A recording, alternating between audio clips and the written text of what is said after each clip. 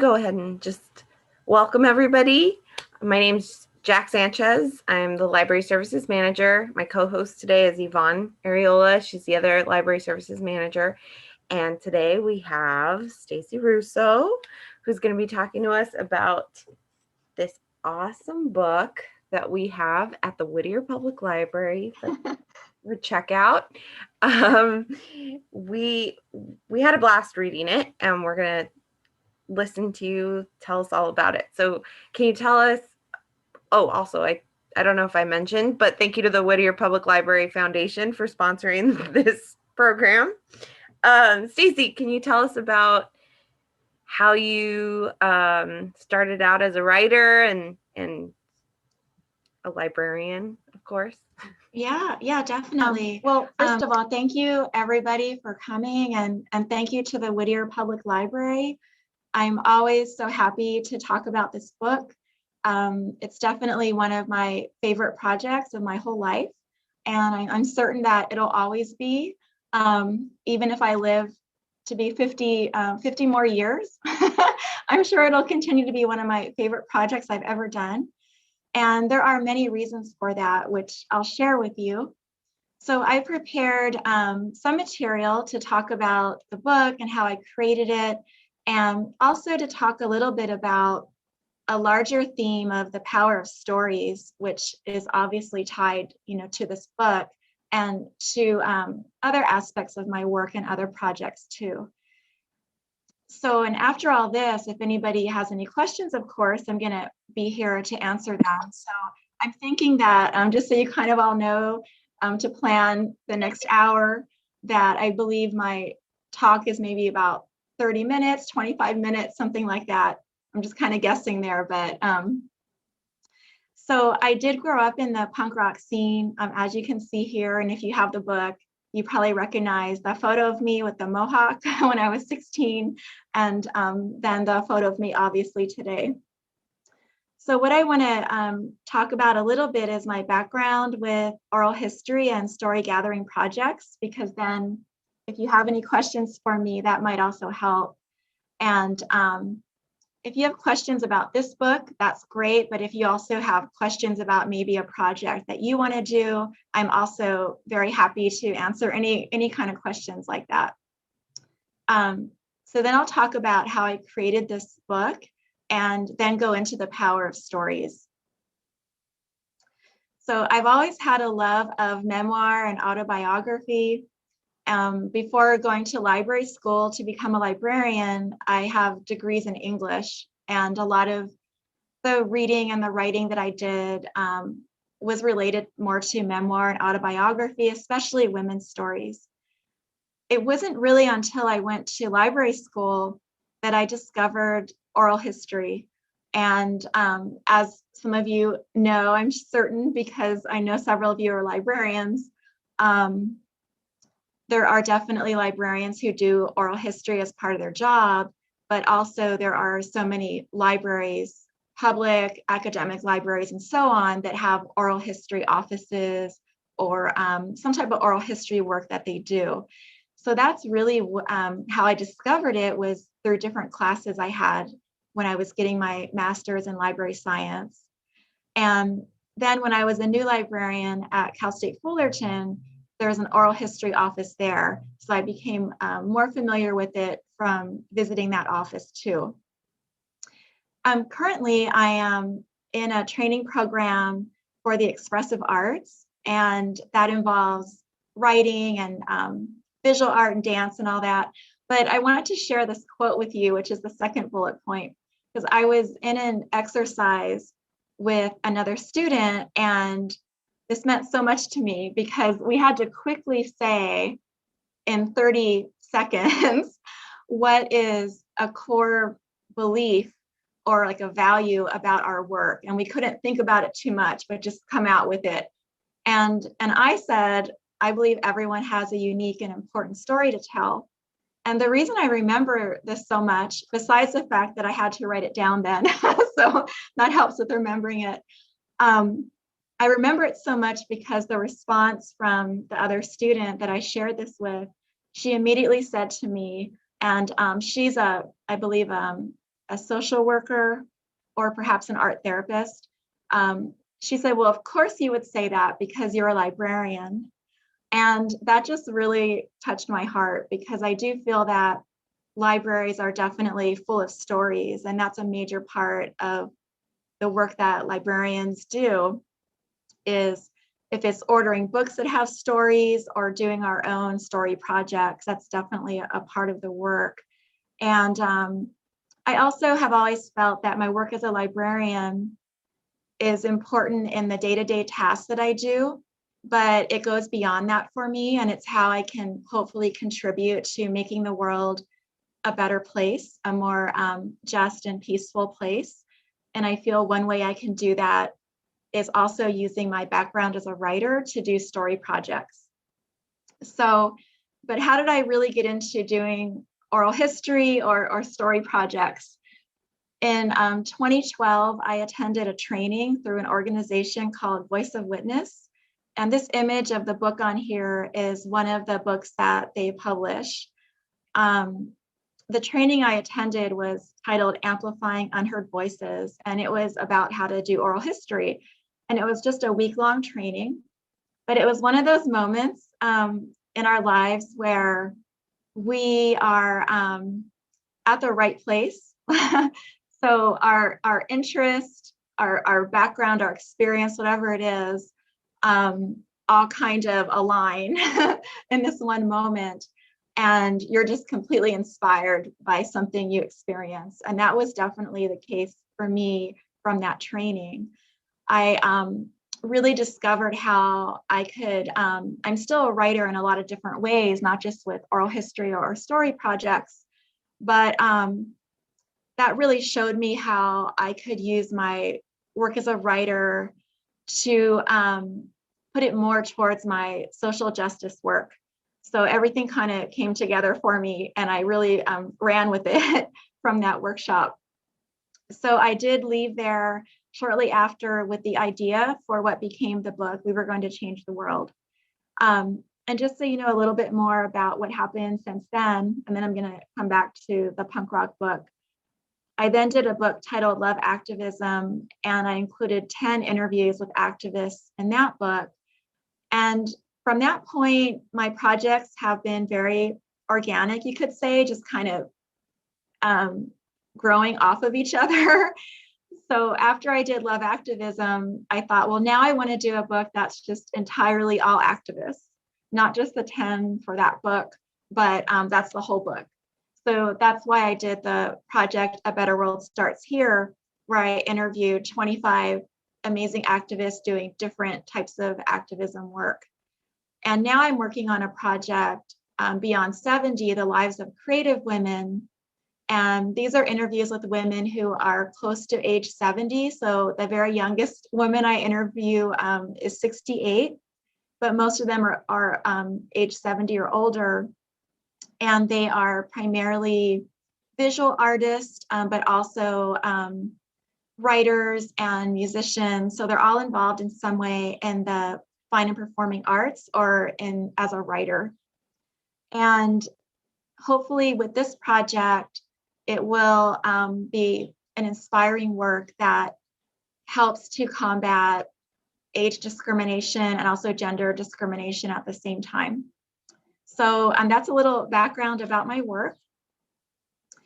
So why did I do We Were Going to Change the World? So I mentioned that I grew up in the punk rock scene, and I'll just tell you a little bit about that.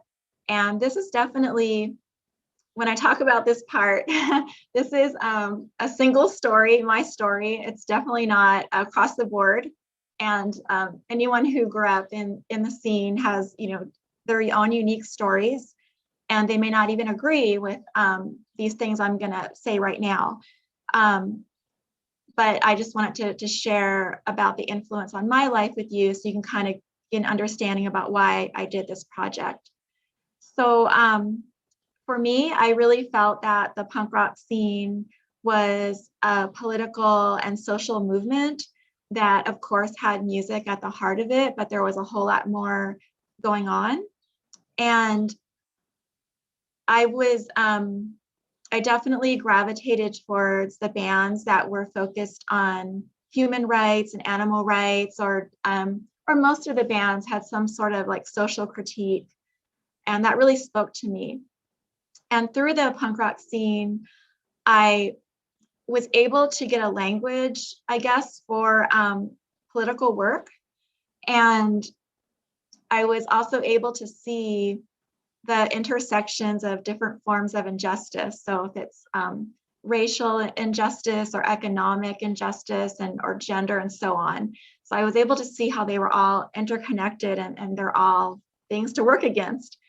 So I also experienced as a girl in the scene, which I didn't know at the time really because I was so young, really a breakthrough of any gender restrictions. At least that's how it was for me. And that's not the story, of course, of all the women that I interviewed and other women I know. But for me, the boys that I hung out with, for example, I never remember hearing, oh, you can't do this because you're a girl. Or so if it was music or if it was writing and self-publishing stuff, or if it was climbing a fence or to get into trouble, really anything at all, it was just assumed that I could do it too. And it really wasn't until I was in the workplace after high school that I experienced like terrible sexual harassment because of being a woman. But I didn't experience that myself in the scene. So I'm very thankful for that. And the other thing was definitely a lot of freedom with appearance and ideas of beauty. So I've never been very traditional in different ways with, I guess, roles that women are supposed to do, or or how we're supposed to look, or things like that. So growing up in the scene, I as you saw in the photo, I usually had like a mohawk or shaved or very short hair. And I often like to wear clothes that would be considered back then, more like boys' clothing. But there was never an issue with that. Like everything was totally cool about that in the scene. So that was also great. And then beyond all that, there's just the DIY aspects of the scene and the experimentation and making zines and seeing how I could publish and put stuff out there at a very young age. And it's just all so empowering. So now that I'm in my 50s, I'm actually turning 51 tomorrow. There are so many different things that have influenced me, like all of us, right? So different writers and artists and musicians and life experiences and so on. But I can definitely say that the punk rock scene is probably the most influential part of my life, because I feel like even things that I get interested in now all stem from that. Even if you wouldn't think it's punk rock, there are aspects of it that probably are. And that's what interests me about it. So when it came to doing the book, there were a few things to consider that were really important to me. And one is just this larger idea of how to document history and cultural movements or scenes or whatever they are, to get as close as you can to a true people's history of that experience. And I feel that definitely requires a rejection of focusing only on celebrities or idols or who's perceived as the leader of those movements. And not saying that their stories shouldn't be part of the history. That's not what I mean, or that they're not important, but they're only one part of the story. So focusing only on those stories will never get, I feel, to a holistic understanding of a scene or a movement. And this ties into the idea of everyone on stage. And what I mean by that is that the audience and the performers create something together. An example I can give is, as a poet, if I read poems to myself at home, that's to be a wonderful experience. And there's beauty in that, of course. But if I read my poems to an audience, that's very different. And it also takes, for me at least, a lot more courage to do that. And the poems then become something else, I feel. And I just had an experience where I was interviewed about poetry for a magazine, and the journalist told me about a line from one of my poems and what it meant to her, and it really changed the poem for me. So it became something else, and that's what I mean about shared experience and trying to capture people who have different experiences, right, to get that more holistic representation. So for the book, I wanted to interview a lot of different women who were involved in different ways. And this is a list here of some of the ways that I can recall off the top of my head when I was preparing for tonight of how the women were involved.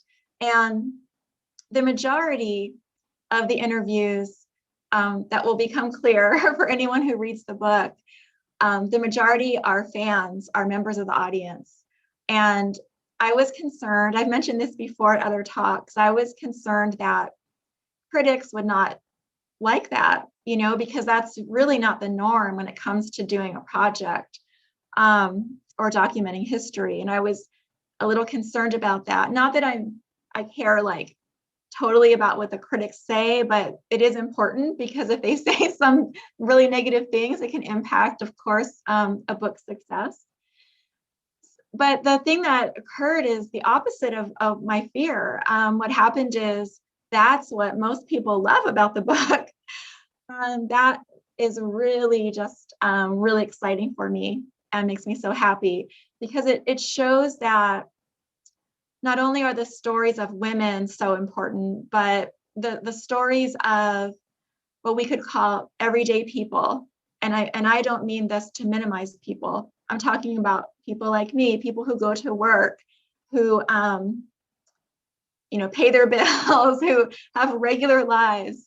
It elevates those stories. And those are often the stories that we can relate to the most because we see ourselves in those stories. So I wanted to just mention that to all of you. So how did I do We Were Going to Change the World? And people sometimes have more questions about this, so I'm happy to answer any questions. So it was definitely a DIY project. As you can see, the financial investment was not a lot for me to start the project. And I have been using those same 2 recorders for all of my projects because they still work well. But the time investment, of course, is very significant. So I created, of course, release forms, the questions I wanted to ask, a tracking sheet, and then I felt like I was ready to go. So I wanted to find out how were women involved when I spoke with them, why were they involved, and has it continued to influence your life in any way? So those were kind of the main questions that I had when I went to interview the women. And they were all in their 40s, 50s, 60s. Now we would all be in our 50s, 60s, or 70s, as the book's been out, almost 4 years. So I created a flyer that I posted. I didn't have to do anything beyond that because I started hearing from so many women who wanted to participate. And I started scheduling interviews. What makes the project really special is that I did interview most of the women in their homes or somewhere close to their home. At least one woman came to my home, but that is really what makes some aspects of this project very special to me, because most of the other projects I've done have been on the phone or video, which is fine too. That's absolutely fine too. But there's really something about sitting on someone's couch or at their table or at a park near where they live and talking with them that is very different. And I felt immediately something like love for all the women. I felt something similar in our personalities. and ended up having a lot of friends that I made from the project. So those are some of the reasons also why it means so much to me. I also emailed some of the more well-known women to ask them if they would participate in the project. And I thought long and hard about including some of them because at least a few of them have had their stories told quite a bit. So that was a big decision for me. And it really came down to the fact that women I reached out to who I interviewed, some of the fans didn't mind at all. And I also felt that because of the realities of the celebrity culture that we're all in, that if I included some of the more well-known women, that might give everyone's story a better chance of being read and heard. And that was very important to me. And I do feel that at least some of the major media attention was a result of a few of those more well-known women, and that has then allowed for everyone's story to be heard. So I feel good about that decision and don't feel like it threw off the balance of the book. So the transcription process, I can answer any questions about that. That's always the worst part of a project like this. And that can also be another place where there's considerable money that you might have to spend. So about 4 years after starting the project is when the book came out. So that kind of gives you a little bit of the details of how it all happened. There are so many quotes I could have selected. I just pulled this one out because it kind of it's funny and it illustrates what it was like in the scene. This is Frank, who's a beautiful, phenomenal person. And I think the period she's talking about here is around 1980. So she says, I came back to LA. The only people I knew were lesbians. I thought, how am I going to meet punk rockers? What am I going to do? I got dressed. I put on my little suit and tie. My hair was short. I got my nerve up and I walked into a hall that was like a dance hall or something on Vermont near Hollywood Boulevard. I just stood there up against the wall and tried to look cool.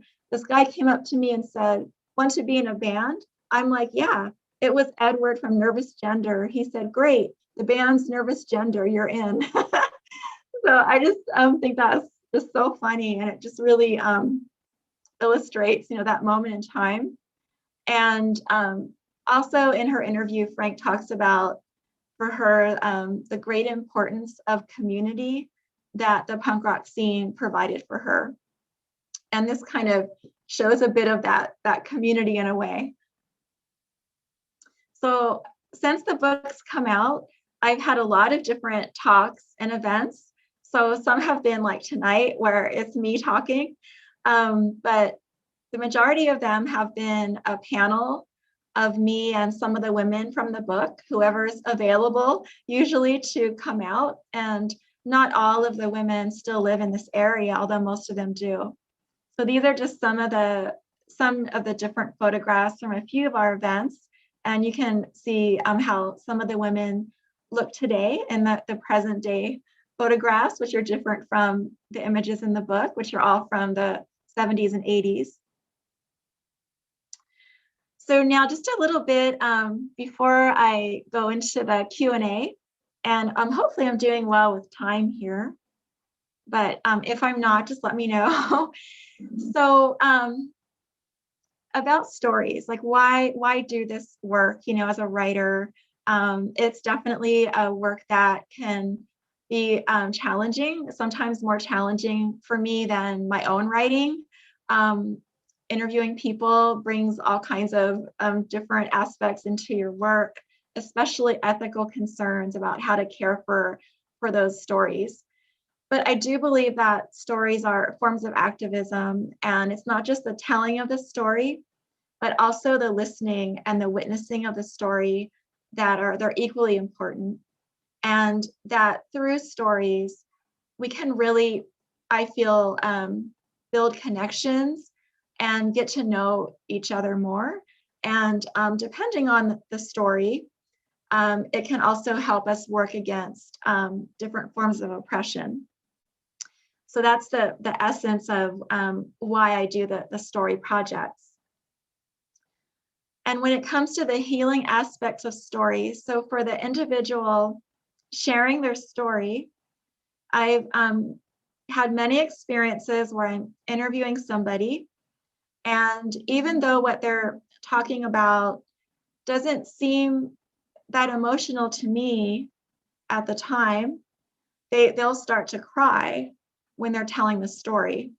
And I feel that some of that comes from the fact that to have someone deeply listen to you doesn't happen very often for many of us. And then there are a lot of people who have been told their stories are not important and that they're actually silenced. So I think that it does bring up a lot of emotions when somebody is deeply listening to you, and that can be very healing and powerful. I've experienced that myself when I have shared maybe a very difficult story that perhaps I was carrying and I was afraid to share it. And once you share your story, it feels like a weight, is lifted off of you, just the fact that somebody else listened to you. So that's part of this work. Also, when you hear a story that is like your own, that can be very validating for you, especially if it's a story that you haven't really had validated before. So I've heard from a lot of women that have read the book, women who are not in the book, but readers of the book. And they'll say, thank you for the book because I feel like it's my story. And that really speaks to, again, the magic and the power of stories, because even though their story is not in the book, they feel like it is. And that makes sense to me. And then a third thing is when you hear a story that's unlike your own. So this could be somebody's story who maybe comes from an entirely different racial or ethnic background, a different part of the world, a different economic class, whatever it might be. Someone that you think you might not have a lot in common with. Most likely, though, you are going to find things in common. You're going to find emotions in common or experiences in common. And that is also an aspect of healing that can go beyond the individual out to the whole world and to the community. So that's a third aspect, I feel, of the healing power. So when it comes to doing a project, these are questions that I feel are important to consider. Like, whose stories do I feel need to be heard? Like, who is being silenced in my community, in my country, or in the world? What shared experience do I feel is important to gather stories about? And how can I use stories to make the world more peaceful for all beings? So those are some questions that I think about. And then when I'm getting specific to a project, it's what different types of stories, do I need, right, for that project? So the current one I'm working on now, Beyond 70, is different, of course, right? They're all different. So one aspect of this project is I've noticed different arcs to the artist story. So some of the women were artists their whole life. Since they were a child, they went to formal art school. That's one story. Others started out as an artist, then they had a big break, maybe decades where they didn't do any art at all. And now they are in their 70s and they're a thriving artist. So that's another story. And then a different one from that is somebody who never thought they would be an artist. And now, as an older woman, they're a thriving artist. So as I've been doing this project, those are some of the different stories I've come across. So I want to make sure that I capture as many different types of those as I can. I'm also looking at the different locations, different forms of fine and performing arts and writing, and then also including many women artists of color. So those are just some of the questions that I think about for projects. So if you can't see all the wording on here, it says the world we want. And this is the last slide I have. And these are just some of the images of the wonderful people I've interviewed. It's just a handful of them. Some are from the punk rock book, and others are from my other projects. And a few years ago, I attended the Howard Zinn Book Fair in San Francisco, which is a wonderful event. And it was to do a talk about this book, actually. And the theme was the world we want. And it was, of course, a social justice theme.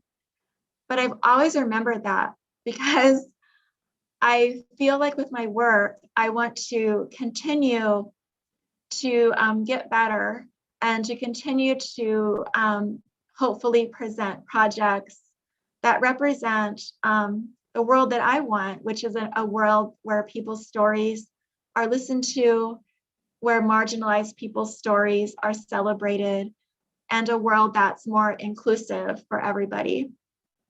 So I thought I would just close with that thought, and then some of the images here of some of the wonderful people.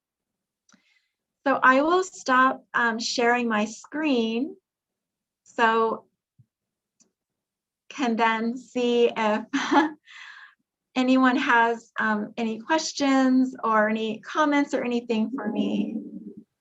Thank you so much. That was very cool. Thank you. Let me see. We did have are you still looking for people to interview for the 70s? I'm near the end. I'm near the end of the interviews, but I would still like to interview about 4. Mm-hmm. So if you have somebody, please let me know. Okay. Yeah.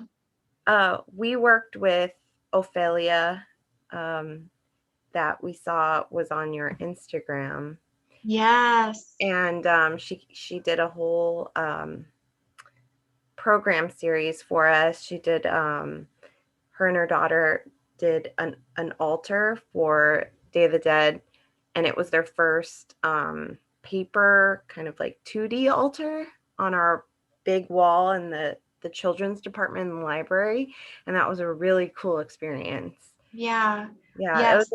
I want to say it was last year, but it couldn't have been last year. I think it was 2018, and it was really great. So it's cool to see that you interviewed her.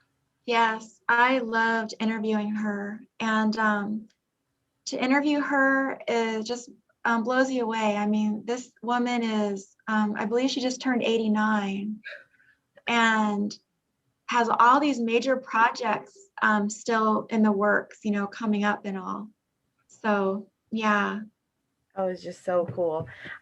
Reading your book, We Were Going to Change the World, there were a lot of things that I connected with. One of the things that I wasn't expecting to connect with was like Alison Braun said that her dad drove her to the whiskey, and a couple of people said that they had such a great relationship with their father and that he would always take them to places.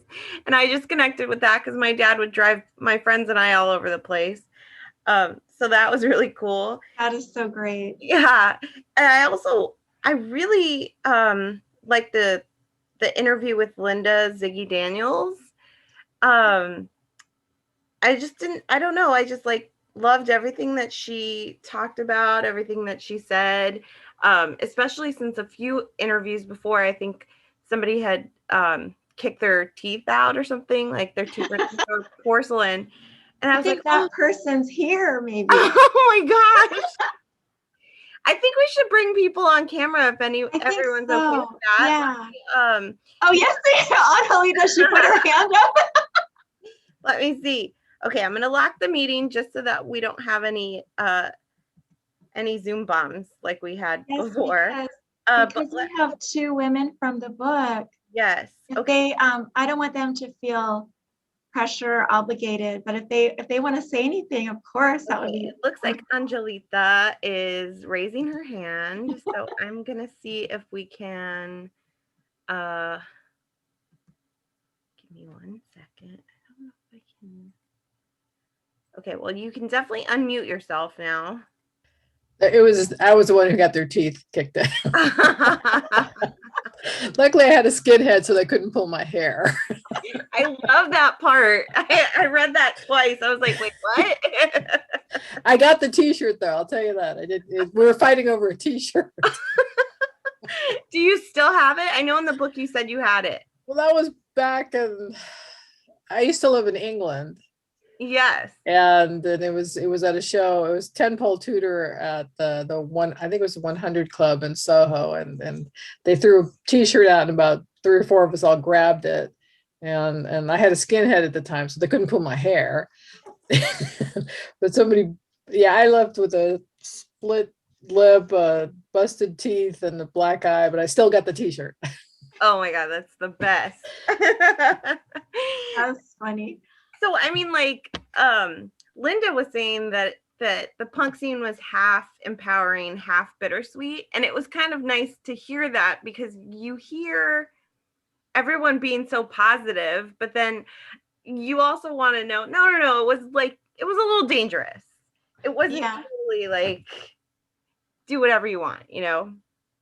Yeah, for sure. When I ask questions, I try to keep them as open as I can, so that people can answer however they would like. And I was actually surprised that just my impressions were that they were mostly positive. Yeah.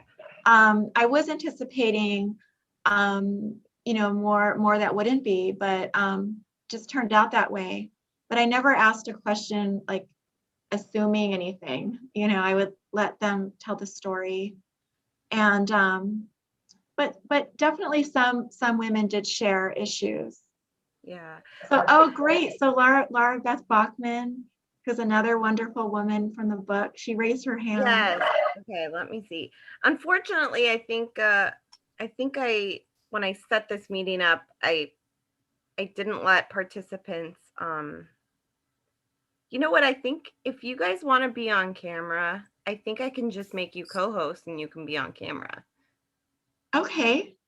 So let's see.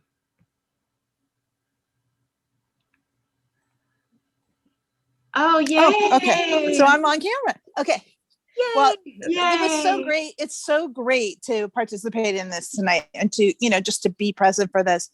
I have attended as many of the events around this book as I possibly could, because I really, I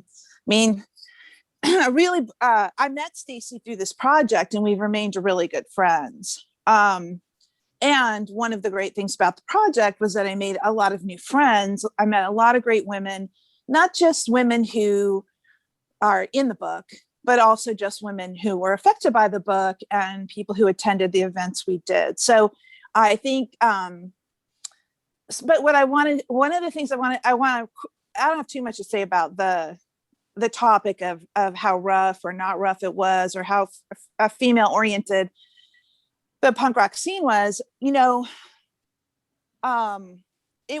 wasn't just some easy thing, but it wasn't to me, it wasn't that it was bad for, in any way specifically bad for women.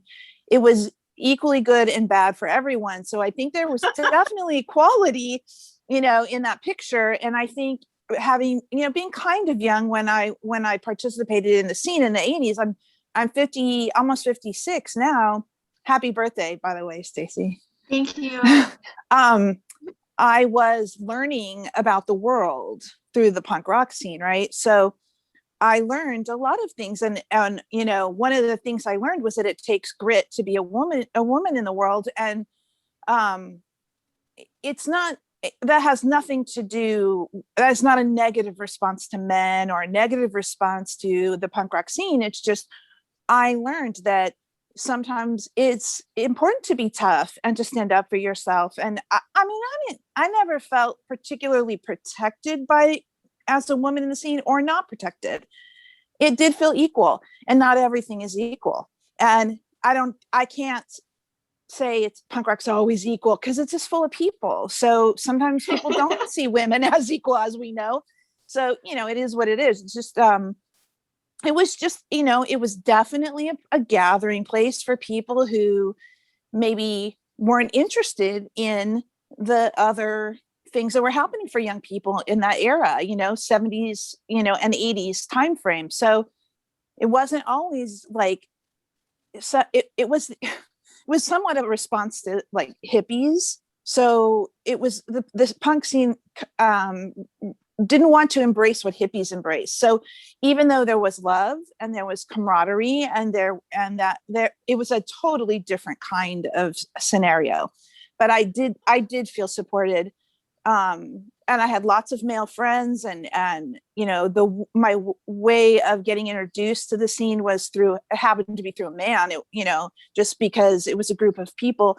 There were a lot of men in that group. So I don't know, but participating in this particular, oral history has been extremely interesting and rewarding to me. And if I wasn't like my story in the book, I would have been in love with this book anyway, and all the women in it, it's just, it's such a great thing. And I hope more women, I hope not that there's like a dearth of it, but I just love what this book is. And in every, I would love to read about, oral histories and collections of interviews with women who have experiences that were not even related to mine, that are outside of the box of the things I know, outside of my wheelhouse, But also I wanted to say that like what I also got from the experiences in punk rock was that I could do what the boys did. And I have spent most of my adult life doing things that boys do, because I didn't know that I couldn't really do. No one said I couldn't do them. So I just did, and I, did a lot of things that there weren't a ton of girls doing at the time, so that's, I guess, everything I have to say about it. Well, Thank you. I wanted to ask, there was a person that's a counselor now in the book. I think that's Kirsten Bruce. Yes. I think that was her. And she said something about just being cool. Like how no, that's your other speaker tonight. Yeah, that's what I thought. I think I'm a counselor. I guess I just really related to your story. And hang on. Yeah, here I am. Here we go. Okay. What is it about being a former punk, that it kind of just like even though you're not dressing up the same way as you were. Oh, you don't know that, do you? I mean, I don't know. It you can just tell, and you just like, as like someone that didn't grow up during that time, I can just tell, and I can just say, wow, that person's like really cool. I think like I want to talk to them. Yeah. Well, actually, Stacy posted my favorite picture at the very beginning of your slides of me with my mohawk, and when I was 21 years old and living in England, and I think that's a picture. It's in the book. Yeah. Also, and you can see that now my hair is naturally silver. And yeah, I mean, I don't know, what was I didn't really. I mean, it wasn't really a question. I guess I just wanted to know, like, what is it about punks that makes someone like me want to talk to you and like get to know you, and that we let our freak flag fly. I think so, or just like there's no BS. Well, it's Yeah, probably the one thing I liked about it with anybody who was in the scene, male, female, and especially being Latina, it was very different, because coming home with a skinhead and trying to explain that to, dad who's from Mexico, and why I had that, but they accepted, they were accepting, my parents at least. And it was funny hearing you talk about the dad doing that. My best friend and her dad worked at one of the aerospace places in LA, and he worked the night shift from 3 to 11. He would drop us off in front of the whiskey at like 2 in the afternoon and would pick us up after the shows. And many a time there were riots going on.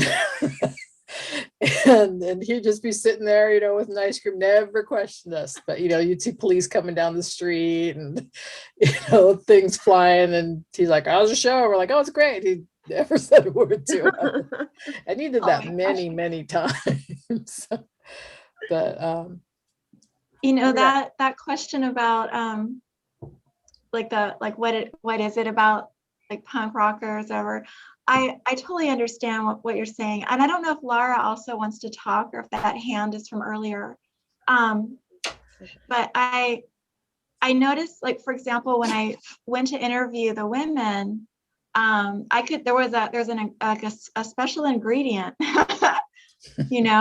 that I could like feel it, when I was talking with them. And I know for me, when I meet anybody now, if I find out they were punk rock, and not like in like a kind of sort of way, but like they were really into it, I am immediately relaxed. I feel like I can be myself completely. Like I feel free with that person right away. And I don't know where that really comes from, but you have to be a little different though to have in the 70s and 80s to have wanted to go in those clubs. You have to be a little different to want to go in there. Well, it's like Laura said, it was in some ways we were the anti-hippies, and yes, there was times where there was violence. Or I got like 6 cats and 3 chihuahuas, and this is the main thoroughfare. But there was still hope. You could still have hope in a lot of the music, and it was very accepting. Nobody really looked at the fact that I was Latina or anything. And then we all just said it's a shared story we have, that shared commonality. And like I agree with you, Stacy, when you find someone who had that shared experience, that it's like, wow, were you there? And that's not, it's just really, yeah, it's just where I'm going to be 60 in a few months. So so I understand the age thing here. And I always call ourselves AAR punks. We stand in the back now or sit up in the ADA section. Best seats, by the way. Yeah, the fact that I grew up in the scene, I feel also made the project so different for me, right? Because I knew the clubs, I knew the bands, I knew the terminology, all that. I wasn't an outsider doing the interviews, although it doesn't mean that someone can't be, of course. But punk rock now is this thing that's studied. I mean, and I think that's great, though. I don't have any issues with that. I mean, people are doing dissertations on it, and there have been conferences, and I spoke at a conference with a lot of academics who were giving talks, but many of them didn't grow up in the punk rock scene. And I could kind of tell sometimes with comments they made that that weren't like right, kind of, that it's because they were still not entirely part of it, but yeah. So, but it's interesting. Stacey, you probably feel like I do. Our students love when they find out that we're punk rockers. Yeah. I mean, if students see that photo of me, I even one time was teaching and a student said, I found out something about our professor during the class. And I'm like, okay. And it was a photo of me from the book, with the mohawk. And they all just loved it. And my reaction is just always like, well, now you see this, now you can tell me anything. Like, I'm not going to be shocked or anything, and I'm here for you, whatever it is, So I think it immediately makes you more human, I think that's what it is. That's kind of what I was trying to get at is Come here. I feel instantly more excited to talk to you if I know that that's your background. Yeah. Oh, Laura wants to make a comment now. Okay. Yes, please. You're muted. Oh, Laura, you're still You're muted. muted, Laura. Okay, sorry. And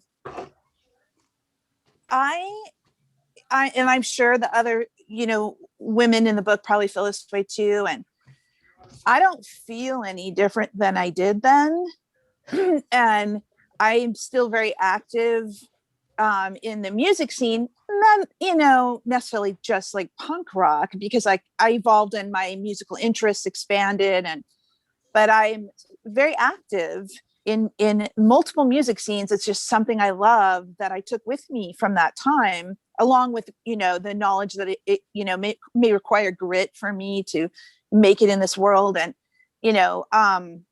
but I still feel the same as far as like, I feel like that punk rocker still, but I just don't have cause to talk about it as much. But you guys are making me think I should probably lead with that a little more often, because I might make more friends and I might actually get more dates if I was like, by the way, it's funny because I think people look for something that makes us relate to each other. I think that kind of human beings do this. And something about being a punk rocker is it's kind of like, it's just like, there's something about you that's out of the norm. You're just an outsider, and so for some people when we were punk rockers, though, it was very off-putting to others. It wasn't like, oh, here come the punk rockers. Oh, they're so nice and they're so cool and relatable. And like, it was like a scary thing. So now, all these decades later, and at some point it evolved over time, but, we are people who are not, I guess maybe it just means that we're going to be more accepting, probably, because that was a lot of what that scene initially was about. Right. So, maybe people feel less judgmental when they know it, outside of just the camaraderie between punk rockers. It's like people who think we're cool, or there's something about punk rockers that makes us seem approachable and kind, and maybe just interesting. I mean, I would definitely say that experience being in that scene for sure cultivated some things in me that made me more interesting in the long run. So yeah. Thank you. That's wonderful. Great. Is there anyone else on our list? If you raise your hand, I can make you a co-host and you can turn on your video. I just wanted to ask a different question. Oh, yes. Yeah, of course. Yeah, about on your Instagram, you're talking about a novel that you're working on, the Wild Librarian Bakery and Bookstore novel, and also that there's I'm a children's librarian. So yes, I'm very excited about that. So I used to have a home bakery permit, and it was called the Wild Librarian Bakery. So it's kind of evolved, and I had a dream of opening a bakery bookstore, but I realized I probably can't, financially. So I thought, well, how else can I bring it out into the world and still create it? So, so yes, I actually just this week received some proof sheets for the children's book. These are the recipe pages. And so yeah, so Wild Librarian Bakery and Bookstore. So that's going to be out maybe April or May. And I'm working on the adult novel version with all the characters, and of course the owner, her name's Stella, which kind of sounds like Stacy, but it's she's not entirely me, but that's wonderful. Oh yeah. That is also a romantic comedy waiting to happen. And I would love to watch that. Yeah, something actually there is some romance in the novel with the librarian who's now the bakery owner. Oh. Okay, well, we're gonna have to have you on again. Yes, definitely. Well, I just finished the second draft, so it's gonna be a while, but I feel really good about it. By the time it gets published, we can meet in person and all of us can have a nice reunion. Yeah. Yeah. Perfect. And then one other question, is Walter around? Walter is in the bedroom. Walter is my dog, because I wasn't sure if he was going to bark, because he barked right before I started. So he's being very good in the bedroom. Oh, okay. All right. Well, he's awfully cute. He's going to be 10 on April 4th. Oh, He Yeah. looks Aries. like a great companion. So he's another Aries. Yes. My first children's book was Poetry Hounds, and that's inspired by Walter and my dog Joni, who passed away in August. So Walter is a star of a book too. Wow, that's cool. Great. Well, thank you. Thank you. Yes, and thank all of you for coming to this program. I know that we're recording it, so we'll put it out there, and we hope that you come to other programs. And it's just so wonderful to hear stories, especially during Women's History Month, but we always try and have a lot of women authors and all that stuff come to the library. So we hope to see you all in person, hopefully next year. And hi to Laurie Bailey. Laurie went to library school with me. Oh, that's wonderful. We love librarians. Thank you, everybody, for coming. Oh. All right. Is there anything else you'd like to share with us, Stacy? I don't think so. I feel like we've had a great talk and a great time together. Okay. And I'll send you my recommendation. We interviewed an amazing writer, producer, director named Judy Chaikin. She directed a documentary called The Girls in the Band. And she's an older woman? Yes. And she's actually part of an organization called Green Light Women that is women over 40 in the film industry. Oh, okay. Yes. Green Light Women, So I'll send you that information. Yes, definitely send me that for sure, because I need to do those interviews over the next month, those final ones. Oh, okay. Yeah. Yeah. Thank She's you. Awesome. Thank you to everybody, and I hope you have a nice night. Great to see all of you. Thank you. Oh, Lori said, thank you, WPL, Jack and Stacy. Oh, thank you.